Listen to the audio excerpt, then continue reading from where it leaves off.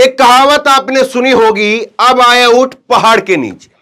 बागेश्वर बाबा जो अपने आप में दावा करता है, बताता है कि तुम्हारे साथ में ये हुआ था, ये होने वाला है, ये मंत्र पढ़ो, ऐसे करो, ये हो जाएगा, वो हो जाएगा, ये बीमारी ठीक हो जाएगी, घुटने के अंदर वो बीमारी है, दिल के अंदर वो है, ये है, सारी बातें बताने का वीडियो उनके भरे पड़े। लेकिन उसको यह नहीं पता था कि उसके घर में क्या खेल रचा जा रहा है और उसके घर में क्या होने वाला है, उसके भाई ने क्या कांड किया है और उसके भाई के साथ में क्या होने वाला है। उसके भाई के ऊपर एफआईआर हो गई है और एफआईआर भी कोई आसानी से नहीं हुई है। पुलिस को एक कमेटी बैठानी पड़ी, कमेटी का आखिरकार उस कमेटी को मानना पड़ा और अब जाकर के एफआईआर हुई है। पूरी कहानी को, पूरी खबर को आप ध्यान से सुनिए, आखिरी तक सुनिए, आपको समझ में आएगा कि कैसे ये बाबा और ये बाबाओं का खेल कैसे आपको कहां पर फुद्दू बना रहे हैं और कैसे सरकारों को, प्रशासन को अपनी जेब में रखते हैं। सबसे पहले तो आप ये एबीपी न्यूज की खबर देखिए कि एबीपी न्यूज ने लिखा है कि धीरेन्द्र कृष्ण शास्त्री के भाई पर एफआईआर दर्ज हो गई है। SC/ST एक्ट में धाराओं के तहत जो है वो मुकदमा दर्ज हुआ है और एक दलित परिवार को इसका भाई जाकर के धमका रहा था। केवल धमका नहीं रहा था, उसका एक वीडियो है, वो वीडियो आपको दिखा नहीं सकते हैं। क्यों? क्योंकि उस वीडियो के अंदर जो है वो सिगरेट उसके मुंह के अंदर है और हाथ में तमंचा लेकर के वहां पर सबको जो है वो धमकी दे रहा है। मामला क्या था? क्या आखिरकार ऐसा मामला था कि धीरेन्द्र शास्त्री का भाई वो तमंचा लेकर के, कट्टा लेकर के, बंदूक लेकर के, पिस्टल लेकर के, अब क्या है उसके हाथ में ये तो पुलिस बताए, लेकिन जो दिख रहा है वो मैं आपको बता रहा हूं। और वो लेकर के वो वहां पर पहुंच जाता है और पहुंच करके वहां पर एक दलित परिवार जिसके वहां पर शादी हो रही थी, खुशी का मौका था, और वहां पर पहुंच करके कैसे जो है उनको डराने, धमकाने, मारने, पीटने का काम करता है। और उसके बाद में जो है वो एफआईआर दर्ज हुई है। एफआईआर भी आसानी से दर्ज नहीं हुई है, पुलिस को एक कमेटी बनानी पड़ी और कमेटी को मानना पड़ा कि हां, जो वीडियो में दिख रहा शख्स है वो यही बाबा का भाई है जिसका नाम सालिग्राम है। बाबा को नहीं पता था क्या कि सालिग्राम कहां पर क्या कांड करके आया है और पुलिस अब उसकी क्या उसकी कुंडली कर रही है और कहां पर उसके एफआईआर दर्ज होने वाली है। 11 तारीख को ये जो है वो शादी थी, वहां पर इसका भाई पहुंचा था और अब जाकर के जो है ये खबर सामने आई है।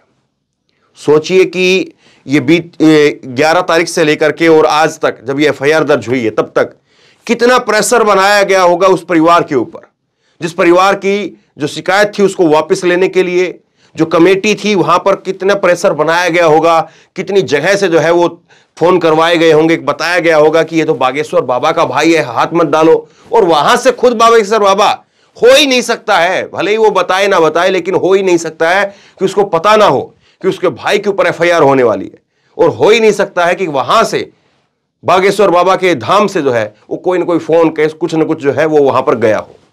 लेकिन सोचिए जरा इस बात को, अब आगे क्या होगा, आगे उस दलित परिवार का क्या होगा, वो कैसे उसके परिवार को एफआईआर वापस लेने के लिए, खारिज करवाने के लिए या समझौता करवाने के लिए या माफी देने के लिए कैसे उनको मनाया जाएगा या मनवाया जाएगा, इस बात को जरा सोचिए आप।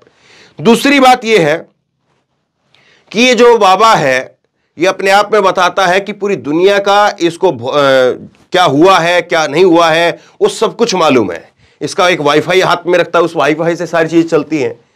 तो क्या इसको अपने भाई के बारे में नहीं मालूम था?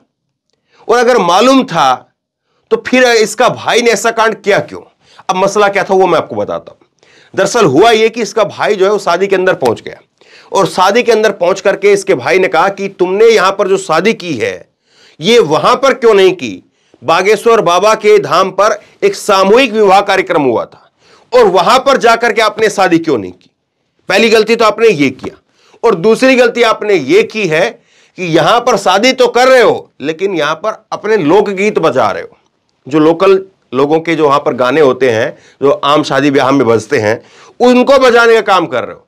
आप बागेश्वर बाबा के गीत बजाओ, बागेश्वर बाबा के गीत बजाओगे तब तो मान लिया जाएगा ठीक है।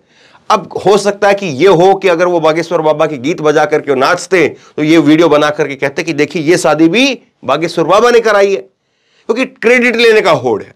अब इसी को लेकर के देखिए प्रोफेसर दिलीप मंडल ने लिखा है, बागेश्वर बाबा के पाखंड का खंड खंड होना शुरू हो गया है। दलित परिवार की शादी में तमंचा लेकर के उसके भाई द्वारा व्यवधान डालना, गंदी गालियां देने से शास्त्री परिवार के पाप का घड़ा भर गया है। अब शुरू होगा इनका ताड़ना। पुलिस का आभार, अब कोई नेता इनके पास नहीं जाएगा, खेल खत्म। यह भी आसाराम की गति को प्राप्त होगा। अब कहां तक बातें जाएंगी अब समय बताएगा, लेकिन देखिए दूसरा ट्वीट इनका बताता हूं मैं। बागेश्वर के पाखंडी धीरेंद्र शास्त्री के भाई के खिलाफ मध्य प्रदेश पुलिस द्वारा SC/ST उत्पीड़न एक्ट के तहत FIR दर्ज हो गई है। मेरी भविष्यवाणी का पहला चरण सही साबित हुआ। दूसरा चरण यह है कि ये जेल जाएगा और तीसरा अंतिम चरण यह है कि बागेश्वर बाबा SC/ST एक्ट OBC के बीच में साख को गवा देगा। अब ये तो अभी की बात रही, लेकिन मैं आपको दिखाता हूं कि जब बागेश्वर बाबा का भाई पहुंचता है तो कैसे बागेश्वर बाबा के भाई को वहां पर तमंचा लहराता है, वहां पर मुंह में सिगरेट है उसके, लोगों को डराता है, धमकाता है। लेकिन उसके लिए कमेटी बनाई जाती, तब जाकर के FIR होती है। लेकिन बागेश्वर बाबा, उसको एक धमकी मिली, केवल एक धमकी मिली और उसी को लेकर के SIT बना दी गई। खबर आप देखिए, TV9 भारतवर्ष की खबर मैं आपको दिखा रहा हूं और ये खबर 24 जनवरी की खबर है। 24 जनवरी 2023 इसी साल की खबर है। बागेश्वर बाबा के परिवार को धमकी, मध्य प्रदेश MP सरकार ने दिए STI की जांच के आदेश। SIT जो है यहां पर लिखना चाहिए था, लेकिन ये इन्होंने गलती से STI लिख दिया है। दर्ज की गई FIR में बताया गया है कि धीरेंद्र कृष्ण शास्त्री के परिवार को अमर सिंह नाम के अज्ञात शख्स ने फोन कर जान से मारने की धमकी दी थी। पुलिस अब इस घटना की जांच में जुट गई है। तो ये जो है वो कैसे बाबा के ऊपर जो है वो अगर कोई धमकी देता है तो कैसे जो है वो जांच कमेटी बैठा दी जाती है, लेकिन बाबा के भाई ने किसी को धमकी दी है तो उसकी FIR हो या ना हो, उसके लिए एक अलग से कमेटी बैठाई जाती है। अब अमर उजाला की दूसरी खबर आप देखिए। पंडित धीरेंद्र शास्त्री को मिली जान से मारने की धमकी, गृह मंत्री ने दिए जांच के आदेश। तो सीधे ऊपर तक के लोग जो है वो शामिल हो जाते हैं, इन्वॉल्व हो जाते हैं। अगर बाबा को कोई धमकी दे, बाबा को जरा सी कोई खरोंच आए, लेकिन ये कब तक चलेगा, पहला सवाल। अब देखिए एक और जो है मैं आपको दिखाता हूं कि बागेश्वर बाबा की जो चीजें चल रही है, इसी तरह से एक और खबर है। पंजाब केसरी की खबर मैंने निकाली है ये, और ये 25 अगस्त 2022 की खबर है।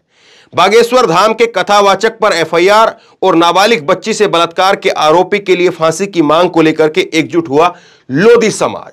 फांसी की मांग, लेकिन ये खबर सुनी है क्या आपने? और किस तरह से नाबालिग बच्ची के बलात्कार के आरोपी, उसको बचाने के लिए कैसी कैसी चीजें हो रही, खबर थोड़ा डिटेल में देखिए आप। बड़ी खबर है ये। अशोकनगर में 13 साल के मासूम से बलात्कार के आरोपी अरुण मिश्रा, ध्यान से सुनिए एक नाम को, अरुण मिश्रा को फांसी की सजा व उसके परिवार पर बुलडोजर चलाने की मांग को लेकर के आज लोधी समाज ने एकजुट होकर के तहसीलदार को राष्ट्रपति के नाम ज्ञापन सौंपा। ज्ञापन में बागेश्वर धाम के कथावाचक धीरेंद्र शास्त्री द्वारा व्यास गद्दी पर बैठकर भरी सभा में लोधी समाज के नेता प्रीतम लोधी को जान से मारने की धमकी व मसलने के वाले बयान पर धीरेंद्र शास्त्री पर FIR दर्ज कराने की मांग की है। तो कितनी सारी चीजें चलती हैं और कितनी सारी चीजें सामने आती हैं। तो बहरहाल शेयर करिए इस खबर को, लोगों तक पहुंचाइए, लोगों को पता चले कि कैसे जो है वो सारा सब कुछ हो रहा है, लेकिन किस तरह से मीडिया उसको बड़ा बनाता है। और मीडिया ये नहीं बताता है कि कैसे उसके भाई ही कैसे जो है वो कहां पर क्या क्या कुकर्म कर रहे हैं। तो इस खबर को खूब शेयर कीजिए। आप क्या सोचते समझते हैं नीचे कमेंट बॉक्स में अपनी राय लिख करके मुझे जरूर बताइए। और इसी तरह तमाम खबरों के लिए ऑनलाइन न्यूज नेट सब्सक्राइब कीजिए, साथ में जो बेल आइकन है घंटे उसको जरूर दबाइए, ताकि जैसे कोई खबर अपलोड करें उसकी नोटिफिकेशन सीधे सबसे पहले आपको मिल सके। धन्यवाद। इस खबर को अभी लाइक करें, शेयर करें, अभी चैनल को सब्सक्राइब करें और घंटी जरूर दबाएं।